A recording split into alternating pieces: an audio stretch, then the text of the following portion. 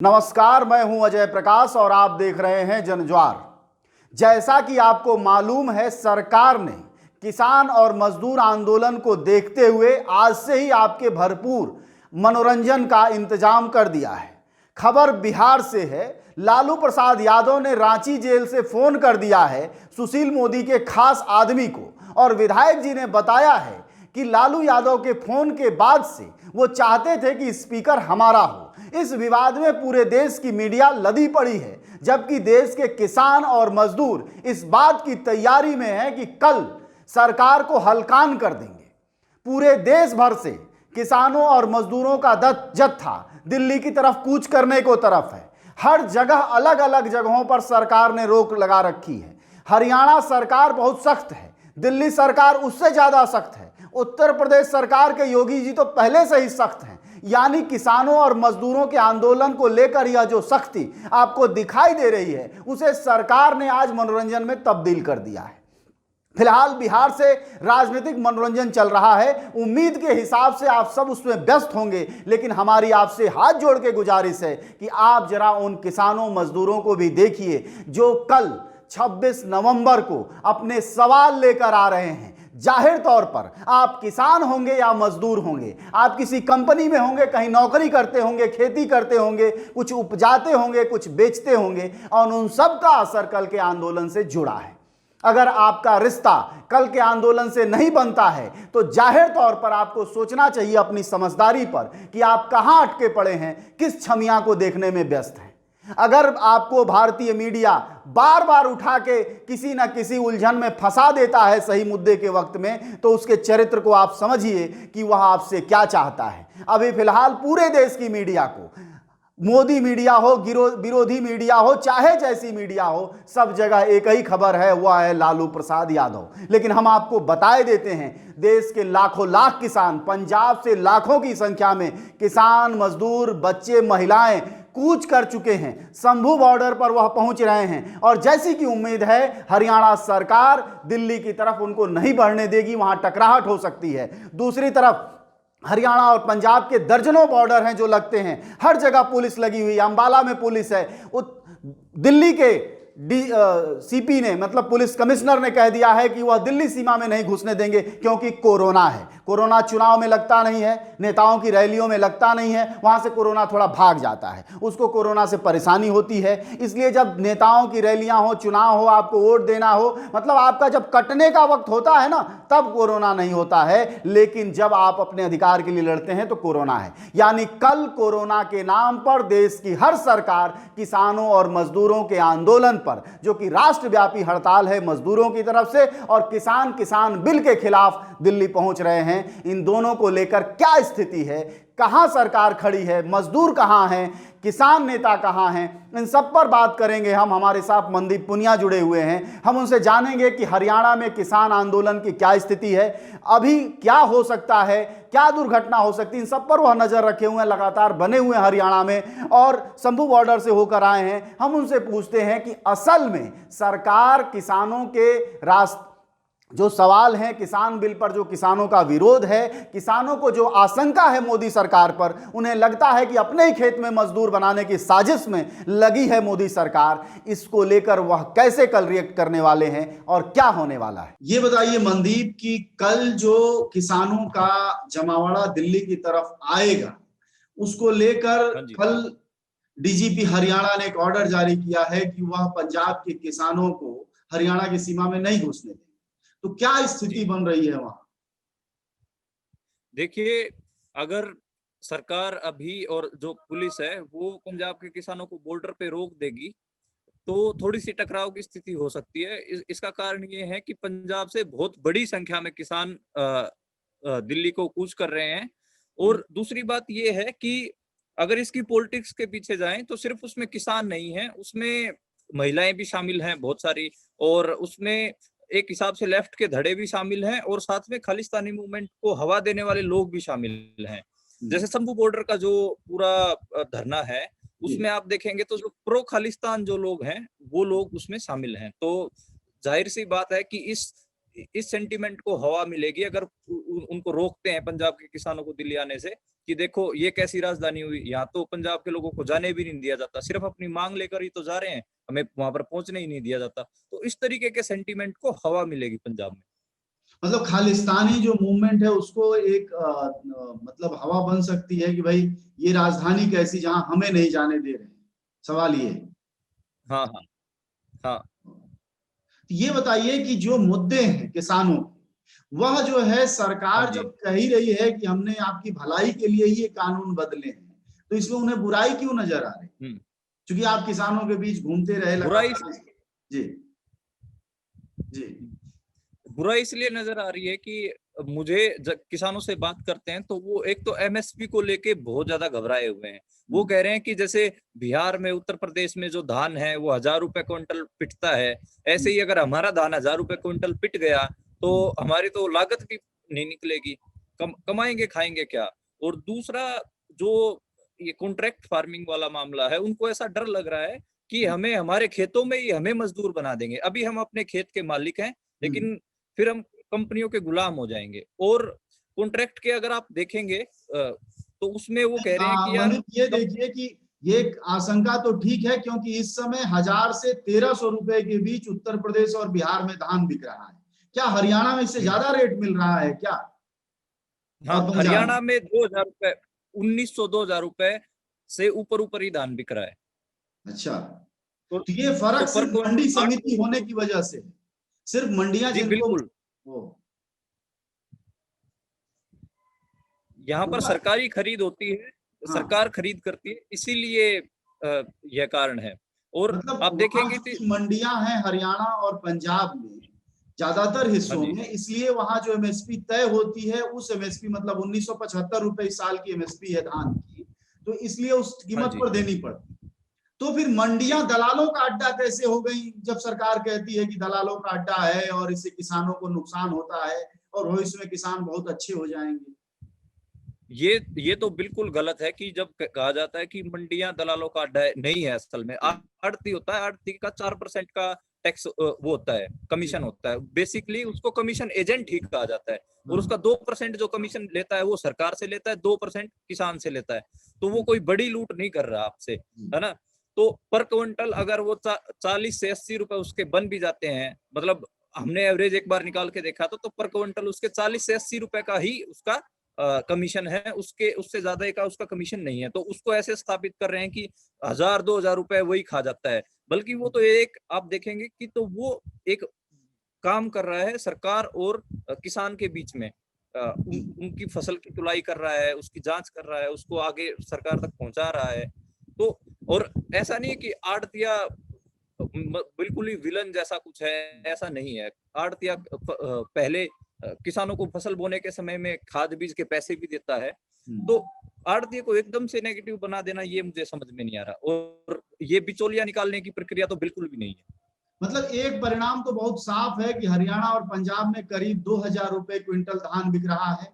बाकी उत्तर हाँ जी प्रदेश के उन हिस्सों में, बड़े हिस्सों में और बिहार के कंप्लीट हिस्से में या उत्तर भारत के दूसरे हिस्सों में जहां मंडियां नहीं है, वहां किसान 1,000 से 1,200-1,300 रुपए बेचते हैं। जी जी। ये स्थिति है। ये बताइए कि हरियाणा और पंजाब से जब किसान कूच करेंगे और अगर उनको शंभू बॉर्डर या राज्य के दूसरे बॉर्डर पर रोक दिया जाता है, तो उनकी क्या रणनीति होगी? वो वहीं धरना प्रदर्शन करेंगे, रुक जाएंगे, क्या करेंगे? देखिए, ज्यादातर किसान यूनियंस हैं, उनसे मेरी बात हुई है तो वो अपना ट्रॉलियों में राशन पानी लेके चल रहे हैं, है ना। गांव गांव जाकर उन्होंने राशन इकट्ठा किया है, लकड़ियां इकट्ठा की हैं, है। तो वो इसीलिए इकट्ठा किया है ताकि अगर कहीं पे हमें रोक दें या फिर कहीं पे हमें बंदी बना लें तो हम अपना 10-15 दिन का, 20 दिन का हम बंदोबस्त करके चलेंगे। और गांव गांव की इतनी जबरदस्त पार्टिसिपेशन है इस मामले में कि मैं पटियाला के पास एक छोटे से गांव में था, तो उस गांव में सिर्फ और सिर्फ 1,200-1,300 वोट का गांव है वो, और उसी गांव से 1.5 लाख रुपए तो चंदा आया और 4 ट्रालियां अनाज आई। तो एक छोटे से गांव से आप समझ के देखिए कि 1.5 लाख रुपए चंदा। और ये पंजाब के और हरियाणा के कुछ जिलों में हर गांव में हुआ है ये। गांव गांव वाले अनाज भी दे रहे हैं, मतलब पैसे भी किसान दे इस रहे बार हैं। और आंदोलन के, लंबे आंदोलन के मूड में, मतलब ऐसा नहीं कि कल प्रदर्शन हाँ करेंगे और खत्म कर देंगे। उनकी क्या इरादा ये है कि सरकार बिल्कुल। अपने बिल वापस लेगी तभी हम वापस जाएंगे अपने घर द्वार। हाँ, ये बिल्कुल वो इसी तैयारी में आए हैं। देखो कि आप गेहूं की बिजाई वो कर चुके हैं। हाँ, तो एक हिसाब से अब तो जो पानी का चक्कर आता है, तो पानी का चक्कर भी 1 महीने बाद ही आप मान के चलिए शुरू होगा, या फिर घर में कुछ लोग हैं वो संभाल लेंगे खेती। तो अभी वो 1 महीने के आसपास की प्लानिंग करके आए हैं। और वो खुद भी ये जो किसान यूनियन की जो समझ है वो यही है कि ये लड़ाई लंबी चलेगी, क्योंकि सरकार इस बीच में 3 तारीख को भी उनको कह रही है कि आप हमारे से आके मिलिए। शुरुआत में ये लग रहा था कि सरकार किसान यूनियंस के साथ थोड़ी सी चालबाजी करेगी, कोई कमेटी बना देगी और कह देगी कि जब तक कमेटी रिपोर्ट सबमिट नहीं करती तब तक हम इन कानूनों को लागू नहीं करेंगे। हाँ, लटकाने का कुछ था, लेकिन सरकार तो वो भी नहीं कर रही। तो किसान यूनियंस की जब मीटिंग थी तो कई किसान नेता यही कह रहे थे बार बार कि मोदी जी जरा सा भी झुकने के लिए तैयार नहीं है, कि आप कोई 50-50 का रास्ता ही निकाल दें, 50 कदम हम आगे बढ़े, 50 कदम वो आगे बढ़े, वैसा कुछ निकाल ही नहीं रहे हैं। मोदी जी जो कमेटी थी, जो कृषि मंत्री मिले, तब वो यही कह रहे थे कि आपके लिए भलाई के लिए हैं ये कानून, और इनसे 1 इंच भी हम पीछे नहीं हटेंगे पीछे। कोई कमेटी बनाने की बात नहीं हो रही। अच्छा, किसानों का जो ये आंदोलन है, इसको लीड करने वाले जो मुख्य संगठन हैं हरियाणा और पंजाब में, वो कौन है? क्या वो पुराने किसान यूनियन जो टिकैत वाली है, या उसके हैं, या दूसरे नए लोग हैं जो कि इस आंदोलन को आगे बढ़ा रहे हैं? पंजाब में जो है वो लगभग लेफ्ट लीनिंग लोग हैं, जैसे उग्राहा हो गई, भारतीय किसान यूनियन उग्राहा, डकोंदा हो गई, इनका बठिंडा से लेकर मानसा एरिया तक बहुत अच्छा काम है। राज्यपाल पुराने लीडर हैं भारतीय किसान यूनियन पंजाब के। हरियाणा में देखें तो गुरनाम सिंह चडूनी है, जिनका काम जितनी भी जीटी रोड बेल्ट है जहां से बीजेपी जीत के भी आती है, उस बेल्ट में ही सबसे ज्यादा काम गुरनाम सिंह चडूनी का है। और आज के टाइम पे जहां से बीजेपी जीती है हरियाणा में, वहीं पे सबसे ज्यादा किसान आंदोलित हैं। नहीं तो क्या ये, आप पत्रकार भी हैं, इसलिए थोड़ा ये भी बताइए कि ऐसा क्या होता है कि वही बेल्ट जहां से बीजेपी के सांसद भेजे जाते हैं, वहीं सबसे ज्यादा आवाज उठ रही है, बावजूद भाजपा की ही सरकार है हरियाणा में, सांसद भी भाजपा के सबसे ज्यादा हैं, फिर भी सुनवाई नहीं होने को क्यों तैयार? देखिए, जब चुनाव हुआ था तो एक हिसाब से ये मान के चलिए कि एक लक्ष्य ये था कि 2022 में किसानों की आय दुगनी कर देंगे। तो ये मैसेज था किसानों में, तो किसानों ने बिल्कुल मोदी को किसान हितैषी समझ के वोट किया था। लेकिन उनको ये नहीं पता था कि ये इसके बैकड्रॉप में 3 कृषि कानून आएंगे, और वो 3 कृषि कानून आएंगे, वो हमारा ये हाल कर देंगे। आप जीटी रोड बेल्ट के किसानों को देखें तो वो, उनकी लैंड बहुत ज्यादा फर्टाइल है, उनके पास बहुत उपजाऊ जमीन है, और वो बहुत अच्छी फसल लेते हैं, और उनकी फसल भी आप देखेंगे कि अच्छे दामों में जाती है। तो इस वजह से वो समृद्ध किसान है। मतलब किसान की वो शकल देखना कि भाई नंगे पैर है और एक कपड़े में खेत में जा रहा है, वैसा नहीं है। यहाँ पे तो बड़े बड़े ट्रैक्टर्स में किसान जाते हैं। तो वो एक, आप जैसा किसान होना चाहिए ना, वैसा किसान यहाँ पे आपको दिखेगा। तो ये बताइए कि जो किसान 1200 की बजाय धान को 2000 बेच ले रहा है, तो ऑलरेडी अच्छी आमदनी पर है, तो बाकी देश के किसानों के जैसा गरीब बनाकर मोदी कैसे समृद्ध करेंगे किसानों को? इसके बारे में किसान बातचीत में क्या कहते हैं?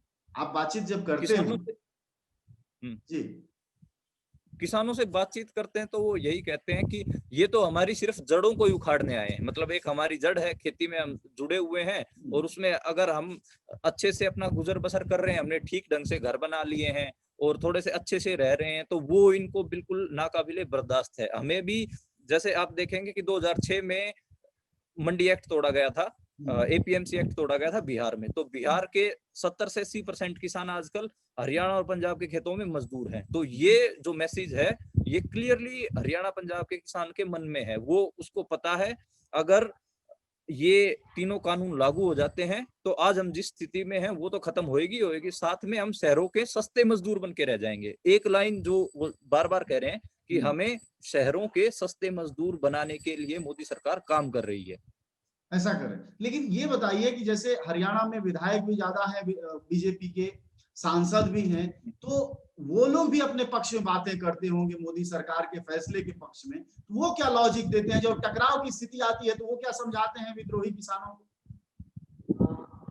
देखिए, आप पिछले दिनों देखें तो गोहाना के, जब बड़ौदा में चुनाव हुए थे, तो गोहाना के पास एक गांव है मुडलाना, वहां पर कृषि मंत्री हैं जेपी दलाल हरियाणा के, उनको बंदी बना लिया किसानों ने।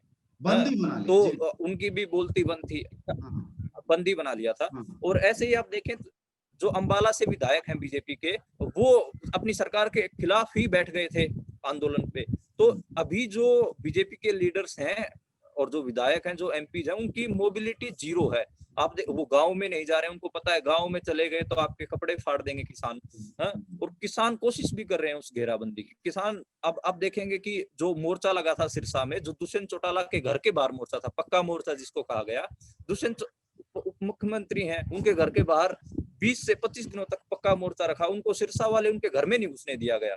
तो किसान इस टाइम पे समझ रहा है कि ये जो हमें बेवकूफ बना रहे हैं यहाँ के विधायक यानी और जो ये एमपी, तो प्रधानमंत्री उनकी वो मोदी अपने घेराबंदी लग भाषणों रहा है। में और तुकबंदियों में बोलते हैं कि कांग्रेस की सरकार रिमोट कंट्रोल से चलती थी, तो ये तो खुद ही रिमोट कंट्रोल की सरकार चला रहे हैं, जहां अपने विधायकों और सांसदों की नहीं सुन रहे।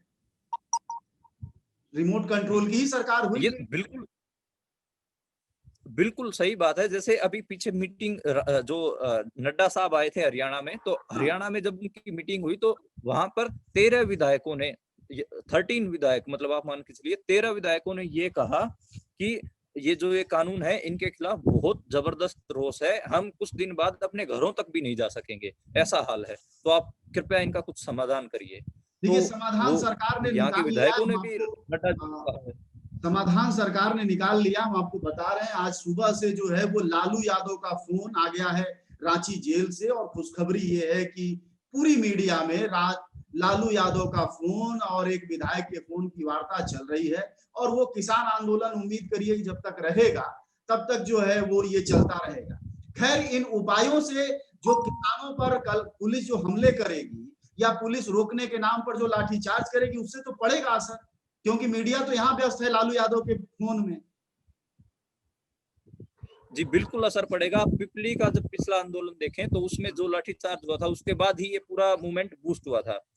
कल अगर गलती से भी कहीं भी प्रशासन गलत हैंडलिंग करता है इसकी, हाँ, तो जैसा इन्होंने जैसे अभी खबर है कि 54 कंपनियां इन्होंने भेजी हैं सेंटर ने, और वो कंट्रोल करने के लिए, हाँ, और ये मीडिया से ब्लैकआउट है ये खबर, हाँ, और जिस हिसाब से ये तैयारी कर रहे हैं उस हिसाब से लग रहा है कि कल कैजुअलिटीज होना तय है। मैं चलो ये हमारी तो ये दुआ रहेगी कि किसी की हत्या, मतलब किसी खून खराबा ना हो, लेकिन लाठीचार्ज, गोलियां चलना ये कल तय है। ये मैं आपको बिल्कुल गारंटी से कह रहा हूँ। मेरी कुछ पुलिस वालों से ऑफ द रिकॉर्ड बात हो रही थी, वो कह रहे खालिस्तान वाली, खालिस्तान के साथ साथ आपने जब कहा कि लेफ्ट मूवमेंट से भी जुड़े हुए लोग हैं, तो सरकार के लिए बहुत आसान होगा उन किसानों को कहना कि ये नक्सली है। हो सकता है 2 कदम आगे बढ़ के माओवादी भी बोल दे कल को। बिल्कुल, जैसे आप देखेंगे कि हरियाणा में जिन किसान लीडर्स की गिरफ्तारी की गई है ना, उनमें से 50 से 60% लोग लेफ्ट लीनिंग लीडर्स हैं। कल 31 लोगों की गिरफ्तारियां थी, उनमें से 18 से 19 लोग थे वो आप ये मानिए कि लेफ्ट लीनिंग ऑर्गेनाइजेशंस के लोग थे। अभी जो लेफ्ट लीनिंग ऑर्गेनाइजेशंस हैं उनके लोगों को गिरफ्तार किया गया है, और पंजाब और कल जो गिरफ्तारियां भी होंगी वो प्रो खालिस्तान लोगों की गिरफ्तारियां होंगी और लेफ्ट लीनिंग लोगों की गिरफ्तारियां होंगी, क्योंकि स्टेट को अपना एक नैरेटिव भी सेट करना है कि इसके पीछे माओवादी लोग शामिल हैं और इसमें देखो जी खालिस्तान बनाने वाले लोग शामिल हैं। किसान लीडर्स की भी गिरफ्तारियां होंगी और उन्हें उनके ऊपर भी ये स्टिकर चस्पा दिया जाएगा, चाहे बेशक से वो आम किसान लीडर हो। तो ये तो पूरी तैयारी है। जो मनदीप कह रहे हैं, हम आपको बता दें पाठकों आप सबको कि उनके कहने का मतलब ये है कि हरियाणा में एक विधायक तो नहीं है वामपंथी पार्टियों का, लेकिन किसान आंदोलनों में जो गिरफ्तार हो रहे लोग हैं उनका बहुतायत वामपंथी नेताओं का है। और कल को सरकार ये कर सकती है कि इन लेफ्ट वालों को नक्सली, माओवादी, वो हथियारबंद कुछ भी कह के अंदर करा दे, और जब खालिस्तानी मूवमेंट के भी लोग होंगे तो जाहिर तौर पर इससे और ताकत मिलेगी। कल को जब गिरफ्तारी अगर होती है तो अभी रात को भी गिरफ्तारियां होंगी कल को, तो ये गुरनाम सिंह चढ़नी या पंजाब से जो किसान आ रहे हैं उनकी गिरफ्तारियां भी होंगी। तो क्या मजदूर आंदोलन और किसान आंदोलन, छात्र आंदोलन का भी एक में कोई स्थिति दिखाई दे रही है? क्योंकि कल 3 चीजें मनाई जा रही हैं दिल्ली में। एक संविधान बचाओ देश बचाओ अभियान है, दूसरा किसान आंदोलन है, और तीसरा मजदूरों की भी हड़ताल है। तो क्या इसमें कोई एकता बनती हुई दिखाई दे रही है? जी, एकता तो पहले से ही बनी हुई है। अगर आप ग्राउंड पे देखेंगे तो मैं देख रहा हूँ कि विभिन्न छात्र आंदोलन से जुड़े लोग लगातार ग्राउंड पे जा रहे हैं। वो मजदूरों की भी बात कर रहे हैं और किसानों की भी बात कर रहे हैं, और वो किसानों को भी और मोबिलाइज कर रहे हैं और मजदूरों को भी मोबिलाइज कर रहे हैं। और एक ये समझ तो पैदा हो ही चुकी है कि ये जो सरकार है ये मजदूर और किसान और छात्र विरोधी सरकार है। तो इसलिए एक एकजुटता तो दिख रही है हमें। और रही बात गिरफ्तारियों की, चढ़ूनी की आप बात कर रहे थे, चढ़ूनी परसों रात गोहाना में थे, वो बेचारे चकमा दे के यहाँ से भागे हैं, अभी भी वो छुप छुप के फिर रहे हैं। आप देखेंगे कि बहुत सारे हमारे किसान यूनियन के जो लोग हैं, साथी हैं, वो उन्होंने अपना घर छोड़ दिया है और अपने मोबाइल बंद कर लिए हैं, वो इधर उधर भटक रहे हैं। सिर्फ किस वजह से कि पुलिस लगातार गांव में आ रही है और उनके घर वालों तक को पुलिस ने नजरबंद कर दिया। घर वाले भी कहीं बाहर नहीं निकल पा रहे हैं, गांव के अड्डे के ऊपर पुलिस खड़ी है। और आप देखेंगे कि जिले जो हैं उनको पुलिस चौकियों में तब्दील कर दिया गया है। जो मेन हाईवेज हैं वहां पर इतनी जबरदस्त बैरिगेटिंग है कि पुलिस जो बस होती है अपनी यात्रियों की बस, उन तक को चेक कर रही है कि इनमें तो कोई किसान नहीं है। अगर कोई किसान जैसी वेशभूषा का आदमी मिल जाता तो उसे पुलिस उतार ले रही है बस से।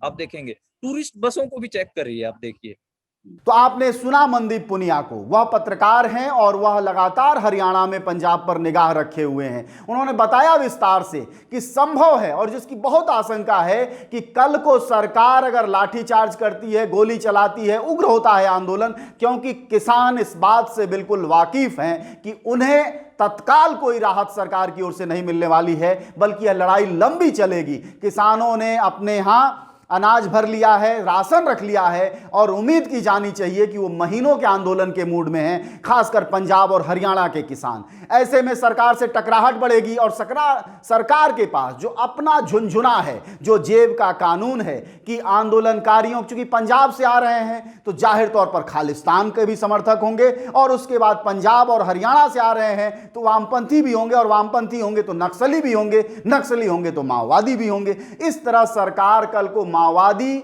और खालिस्तानी के नाम पर इन आंदोलनकारियों का दमन कर सकती है, इसका भी संदेह जताया है मनदीप ने। और हम सबको इस पर निगाह रखनी, और जनज्वार आपको लगातार बताता रहेगा कि असल में किसान आंदोलन में क्या चल रहा है, क्या हो रहा है। क्योंकि गोलियां और लाठियां चले उससे पहले सरकार को किसानों को सुनना चाहिए, झुकना चाहिए।